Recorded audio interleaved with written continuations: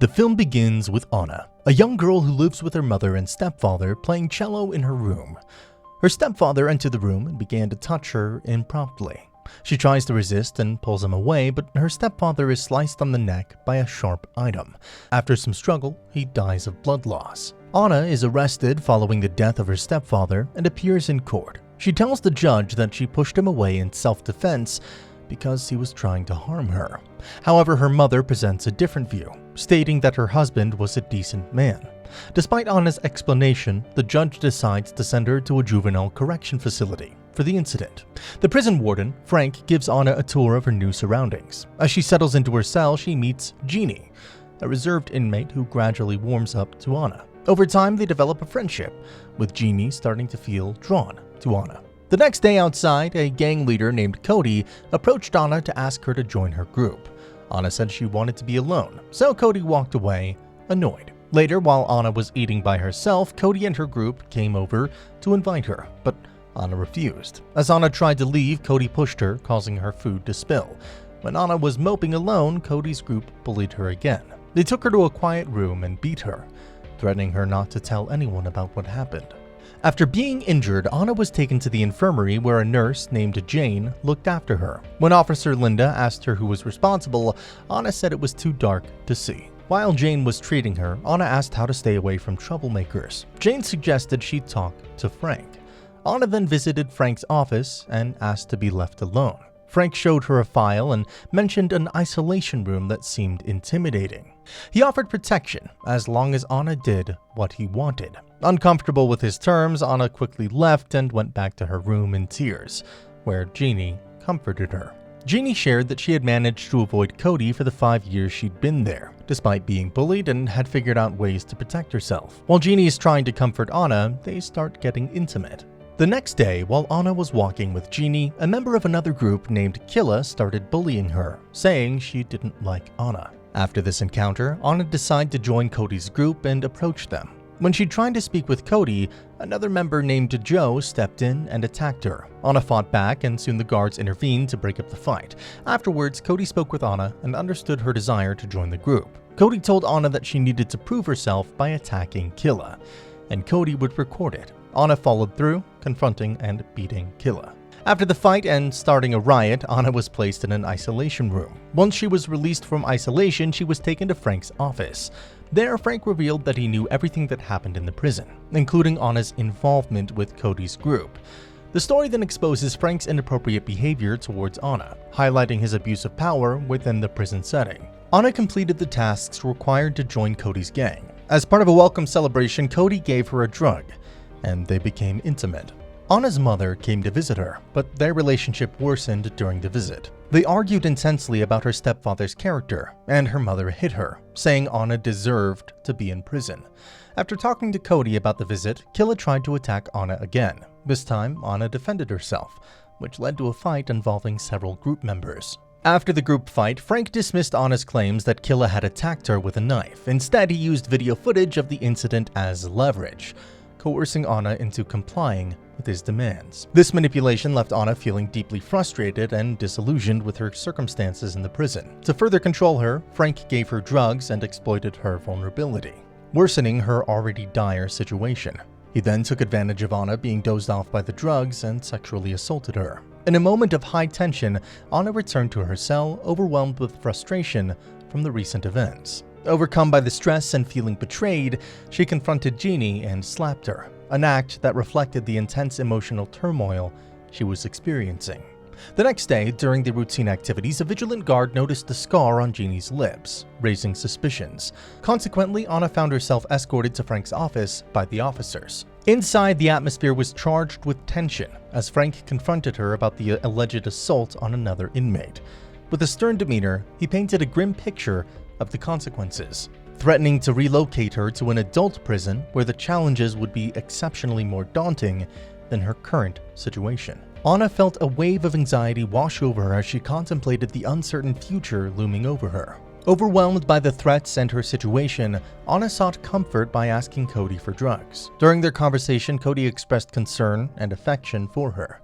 However, Anna, fueled by anger, abruptly left Cody. Outside, she encountered a group of girls using drugs and impulsively joined them, injecting herself with a drug. When Cody witnessed this, she felt sorry for Anna and tried to intervene, urging her to stop. But Anna insisted on being left alone, leading Cody to reluctantly remove herself from the group. Isolated from the protection of her peers, Anna found herself in yet another perilous predicament. While she was taking a shower, Killa, flanked by her gang, confronted Anna and subjected her to a violent assault. As Anna's drug use increased, she began experiencing hallucinations, making her situation in prison even more challenging. Jeannie, worried about Anna's well-being, suggested that she see a drug counselor. However, their relationship took a turn for the worse when an intoxicated Anna lashed out at Jeannie. Following the initial confrontation between Anna and Killa, tensions escalated rapidly, erupting into a chaotic brawl involving numerous prisoners and several officers. The situation quickly spiraled out of control, necessitating an armed response to restore order and manage the escalating chaos within the facility. Following their intervention, Anna was promptly returned to the isolation room as a precautionary measure. While in isolation, Frank visited Anna, offering her release if she agreed to comply with his demands. Distressed by his proposition, Anna returned to her cell feeling sick and eventually vomited. During this vulnerable moment, Jeannie approached her, warning Anna about the dangers of continued drug use. The following day, driven by desperation for drugs, Anna disregarded Jeannie's warnings and approached the prison's drug dealer for another injection. Just as she was about to receive it, Cody intervened, expressing real concern for Anna's well-being. In a moment of turmoil, an overwhelmed Anna picked up a stone and threatened to harm herself. This prompted the mobilization of a special response team. During the ensuing chaos, the stone accidentally struck and injured Frank's face. After the incident, Anna was placed in the isolation room for an extended period. During this time, her emotional state deteriorated, leading her to harm herself. When a guard found her in distress, she was transferred into a special unit designed for prisoners at risk of suicide.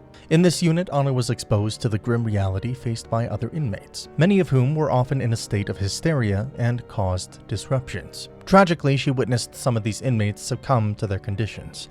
Anna made a resolute decision to quit drugs and also requested to see her mother. During her mother's visit, they managed to reconcile. Her mother recognized Anna's musical talent and promised to support her in pursuing opportunities at a conservatory once she was released. Inspired by this renewed support after her mother's visit, Anna took a significant step by damaging the tattoo that marked her affiliation with Cody's group, signaling her firm intention to disassociate herself from any gang activities. Later, she approached Frank and made a deal with him. She promised to comply with his wishes as long as he ensured she was left alone and isolated from others. Frank agreed to her terms and even suggested that she resume playing her cello. However, Anna's actions caught Cody's attention, stirring up Cody's anger. In response, Cody and her gang targeted Anna, launching an attack. Feeling betrayed, Anna directed her frustration at Frank for failing to uphold his promise of protection. Afterward, she sought advice from a doctor, unaware that Frank was watching their conversation via a security camera. Upon seeing this, Frank instructed the other inmates to prevent the doctor from speaking further. Following her performance in a talent show, Frank attempted to lure Anna with the promise of parole. He proposed a night together in exchange for this opportunity. Despite her hesitation, Anna agreed, hoping it would improve her chances of being released. The day after, she shared Frank's proposition and the possibility of parole with Jeannie. Jeannie warned her not to trust Frank too quickly. Soon after, Anna got her parole letter, but she still felt cautious about Frank. She decided to enlist Cody's help to expose Frank's wrongdoing by secretly recording his behavior with a hidden camera.